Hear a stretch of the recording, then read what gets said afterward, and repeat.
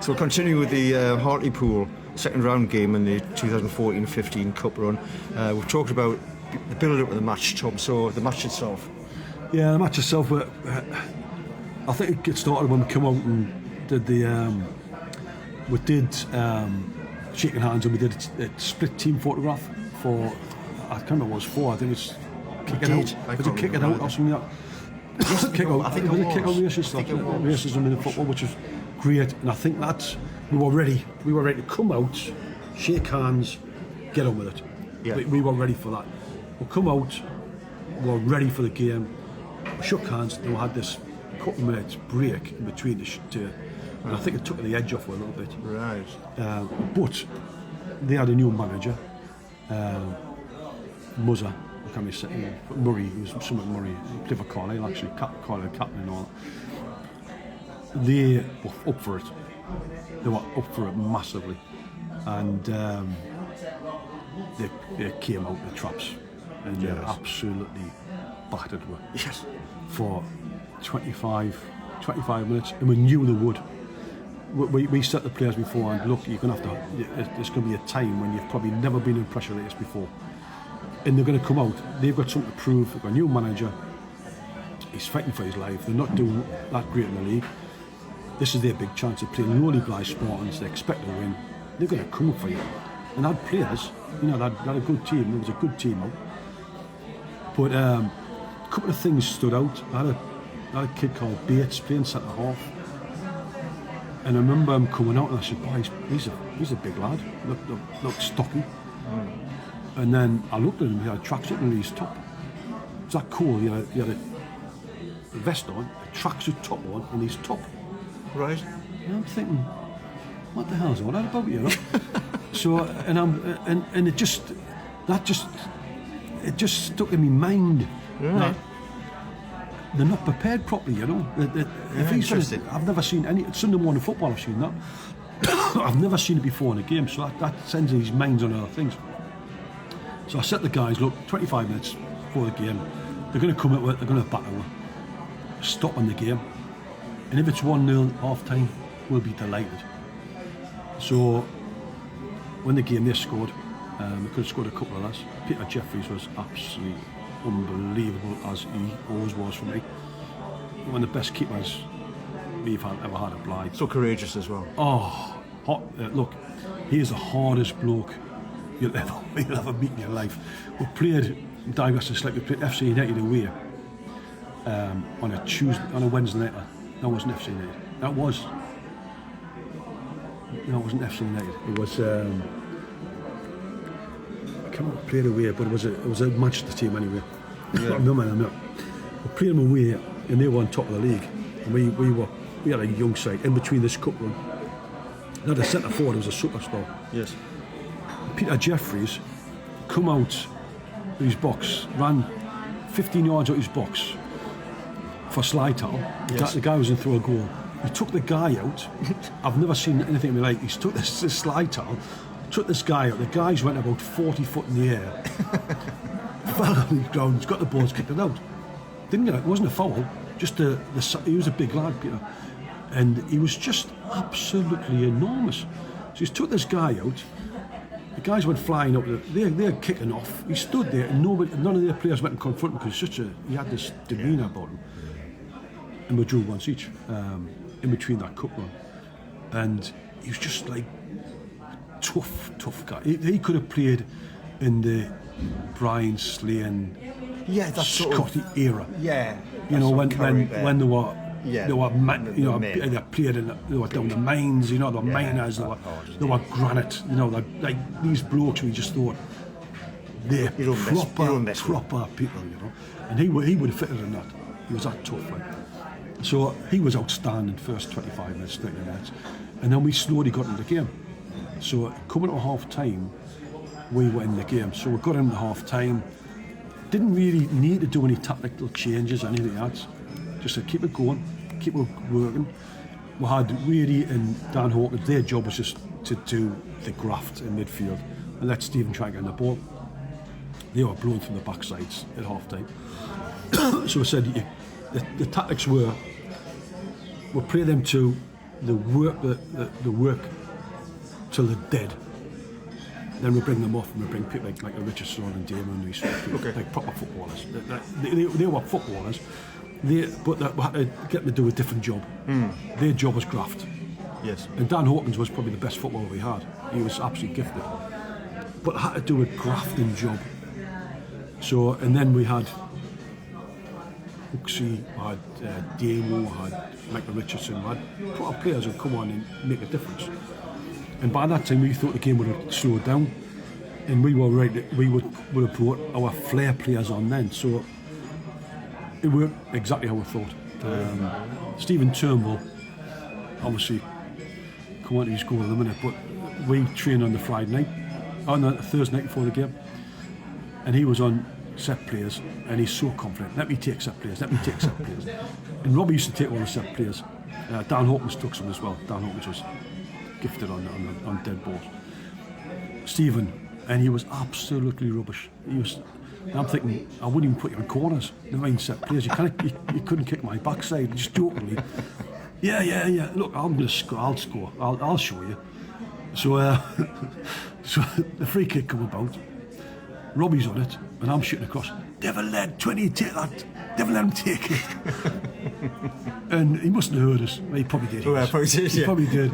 And I'm sitting there, Colin, what's he doing? What's he doing on the set there? He shouldn't be on it. And then that was unbelievable. That was at any level of football. That was top corner against a top keeper, by the way. That was there. He was a top keeper. He's got a foreign name, I don't know exactly, but he's a legend at Hartlepool. He was a top keeper. To go in the top corner, and he was about 6'5". He was huge. To go in the top corner with that pace, you couldn't have run up and placed it there any better. And it wasn't, the free kick itself wasn't that far back to get the up and down or up the curve into that corner. The dynamics of it, really. I don't know how he did it. Probably he doesn't know how he did it. No. And it's just his body language to do it, and his body shape. It was just, but he's got that much confidence. He's got so much belief in himself. He could do 25 free kicks and score a worldie. I think he said in an interview after the game, he said he'd practiced on a Thursday night. He said, Tom, his quote was, "I couldn't hit a barn door," and then he stands up and does that. But he was obviously the next Hartlepool player. I mean, Phil went Hartlepool as kids, ex-player. I've never seen a free kick. I've never seen a free kick like that again, because it was placed. It was placed with. It wasn't powerful. It was the pace on the ball was just right to get that curl in it. That's to go to top corner. It was.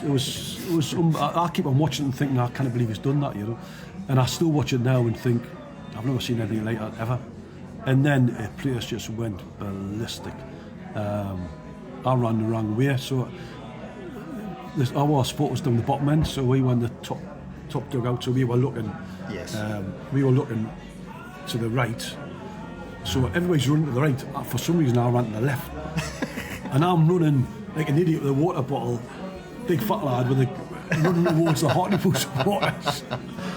And I'm going ballistic as a supporter would do. I totally lost it, I'll be honest with you. I got the film of it. It's really good to watch. And I'm running towards like 3,000 Hartlepool supporters, like who were in disbelief as well. Marlon Harewood was there centre forward, and I'm running in, and I'm squirting him with water. And we had a running battle all the way through the game, and I'm squirting him with water and thinking, again, and really embarrassed myself. Really. Oh no, it's pure emotion. And then got there, and my blood pressure must have been through the roof at the time, and I had to have sit down, but got there, and the celebration at the final was unbelievable. The supporters, it was really, for the cup run, that was for them. That was for everything I'd given them. In the league and the cup, that was for them, that special occasion. Sorry, John, but just your joyous celebration of the goal. The BBC cameras got the big eagle stick on the back of your top. There's a story behind that? Yeah, there's a story behind that. So the eagle stick, the group, yes, they've got a boardroom in down London. There's a massive group. Yeah, I've got to call it Boston Group, somebody's called it. So my friend was a director for another company went in for a meeting there in London, and he says he went in the boardroom and there's this big picture, a motivational picture they've got. Yes. With this big fat lad from Blythe, and an Evo stick bang, and a water bottle there. So I took this picture and put it in the boardroom, and it's donating spirit and drive and so forth. Yeah. Apparently, and it was still there for years, you know. Really? And, so you're immortalised in the Evo stick boardroom, the boss stick boardroom. The capital. But it was it just meant so much, you know, to everybody, and that was probably our cup run in a nutshell, you know, that goal. And the celebrations, I still look at them celebrations now and just think, and I see all the players. There's a little video of them all jumping on twins. Yes. Yeah, Matt Riggs did a really good summary for the whole run, and in slow-mo. Yeah, slow-mo, and you see the support. This encapsulates everything what Spartans is about. The club, everything about the club, that vast stand full of supporters gone ballistic. You know, the other reason I think you turned around is the Evo stick on the back to the BBC for quite a long take in television terms. Is you were getting a lot of abuse from the sponsors. I was sitting near to, not with their sponsors. This guy was giving you grief right behind the dugout where you were. And I think when we scored, other than just celebrating, you should have turned around and gave them that. I was getting abuse from the. It's funny enough that there was a guy giving us abuse further up, and it was. I didn't realise till after the game it was like Paul Taylor, who was my centre forward at Gateshead, and he was jokingly giving the abuse. Fatty! They were a heart attack. He was giving the abuse, and there was another guy from Hartlepool giving us absolute dog's abuse, which is it was real. I didn't mind, you know. You get that all the time, you know. But this other guy was making it worse because he would wind that guy up, he'd go on, give him some stick, and he was winding this other guy up who was obviously a bit drunk or whatever. And it was Paul Taylor after the game. Tails is shooting down. Oh wait, matey, fatso. And I looked up, and it was Paul Taylor, and we had a good laugh, and I went to shake his hand and that. But he was a prolific centre forward, by the way. Him. So anyway, 20 scores, but the picture of that goal was something special, like. So I'm run that way, Marlon Harewood's threatening to kill us and all that. So I ran back to the change room. That wasn't scared of him. But and then obviously we took Hawkins off. Hawkins had to get here now straight away. He was absolutely gone. And I love Dan Hawkins as a player, like top guy as well. Had to bring our young off. He was nearly dead, you know. And then we brought subs on. And the subs just give her that lift, which we knew they would, because the energy that they brought on give her that second lift. Yes. And we were in the game then. Yes. I wouldn't say we were bossing it, but we were competitive. And that's all we could expect from the players at that time. And obviously, you've got a couple of points. You've got the save Peter Jeffries made, which is it over the line? Is it on over the line? Yes, I was going to raise that one. Well, it's I don't know. It's debatable. I think you had VAR, which you wouldn't have VAR then anyway, but if you had goal line technology, I don't know. It's very close. It's very close. But Jeffries was unbelievable. Yeah, scrambled back, didn't he? How he saved one it, arm I just out, did not. just to hold the ball on the line or just over the line. But he was a scaffolder. Peter was a scaffolder, and he was like his hands. Further on in his career, he does a save where he flicks the ball up behind his when he played for Bishops, I think. Flicks the ball, or Concert, flicks the ball back, and it's like one of the best saves ever. If you go on YouTube, you'll see. Yeah, I've seen it. It was on YouTube, and it's on Match of the Day somehow. Just slightly digressing. What people forget, Peter Jeffries was on Question of Sport. Yeah, well, that comes up. I was going to raise that because that was before the Birmingham City game. We'll come on later. But yeah, sure. But he wasn't a big guy, but he went after his career. He was like wrestling. Cage fight. But you've got a John Bottenshine, who was a huge. You know, we had people in the dugout who are very emotional, very driven, very tough guys. You know, and had the players back. Colin Myers, John Bottenshine, and Bev would never take a backward step. If you're in trouble, they would always be there with you, and they were always with the players. We played Kings Lynn once. I'm digressing slightly, and we beat them 1-0. We had a young side, but a very young side, and it was like World War III. Yes. And we had Ash Davis, who was he was a boxing champ or European martial arts or something. Forward. And John Bottenshine, and it was very, very ugly. And John Bottenshine got a Blythe Spartans flag, a bit like Graham Souness did at Turkey when he went in the middle of the pitch with a big supporters. John Bottenshine got this Blythe Spartans flag and sort of waving the we'll beat them 1-0, and they'd all kicked off. But and I was wrong, but every player had each other back. It wasn't just one in, there was all in to protect each other. Yeah? And there was young players, and they were with each other. So you know, it was that atmosphere. We knew we were going to win that game before the game, but we still had confidence in what we would do. And when we were pushing to the end, Michael Richardson come on, who was a bundle of energy, you know, and the Rivers goal was just unbelievable. I remember speaking to Steve Wilson, who was a commentator, BBC, and he came to one of our games away from home. He did. It was the Midlands.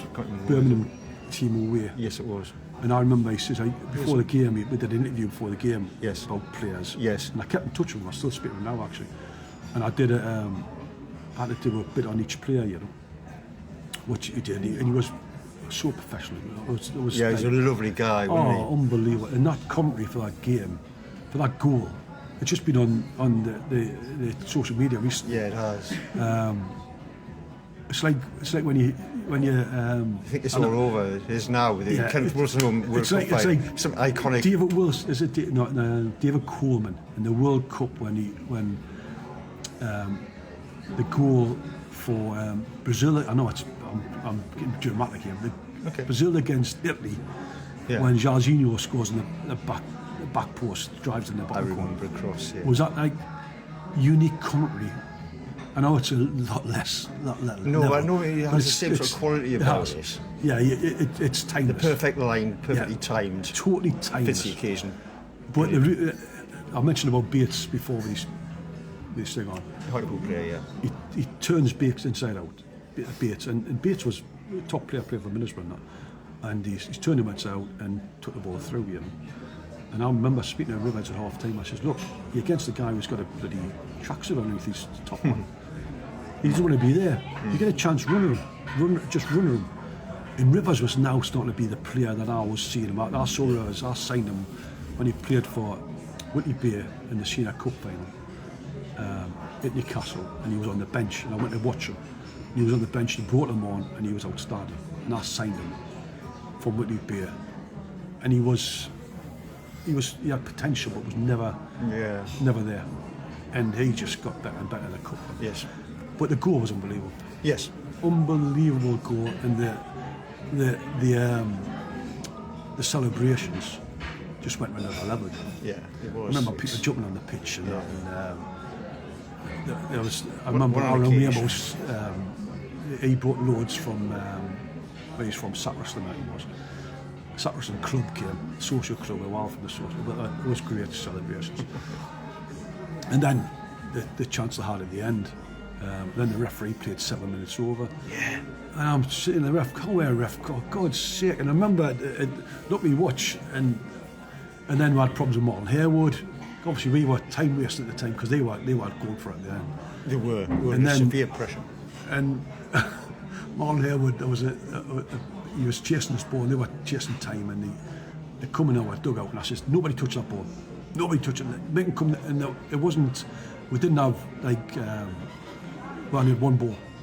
Referee says it's either multi-ball or one ball. And I said, I'm not bothered. They said, one ball only. So it was one ball out. And he come in, he tried to get in the dugout to get the ball. But and I said, don't give it. How are you talking about? They were kicking off and all that. And it was great, you know. It was great. It was great banter, but you didn't mind a bit of needle, you know. I loved a bit of needle. And then at the end, it was just tremendous. Remember Stephen Turnbull's a famous picture. Stephen Turnbull on the back of the policeman's. Yes. And you've got to, police get stick. But I was talking to the sergeant, and And I was saying, I must apologise. He says, "Don't worry, son. That's I totally really get good, it. isn't it? I totally get it." So Stephen Turnbull's on the back of this policeman, and he's got his hand, and the policeman took it. He looked around, and he took it really in the right way. Yeah.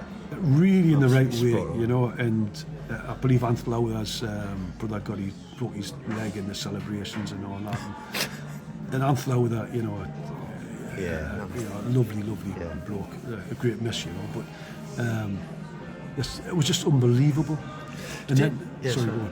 Sorry, I was just going to say, you said people going to start talking about the Hartlepool game, talking to Shearer. He said that Shearer would give you his coat if he won. He didn't. He didn't. He didn't. And there's something about this. I've spoken before the game. I think Trevor Sinclair was in that coat commentator. He was. And before the cameras went on, it was like, "Give me his coat then. Give me coat and Shearer." "No, he's not this. You know how much it costs?" It was like that. And I think the coat was maybe £600, or maybe £1,000, I don't know. And the other person who made it was Dan Walker. Dan Walker, the lad who did the actual BBC coverage, was absolutely brilliant. Yeah. What a lovely Down to goal. earth. And he got it. Yeah, He got it about who we were and what we were and what it meant to her. So the commentary, the interviews after the game was, I was hoarse, I couldn't speak. It was a press conference after the game, wasn't it? Well, that was unique. But just the commentary, the interviews after the game was was special. And I did one with Mark Carruthers, which was very emotional, you know.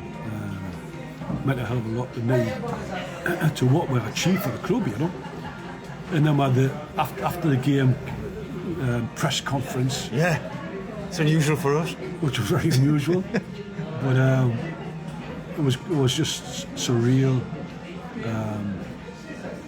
Coming down from how long did it take you to come down from the high?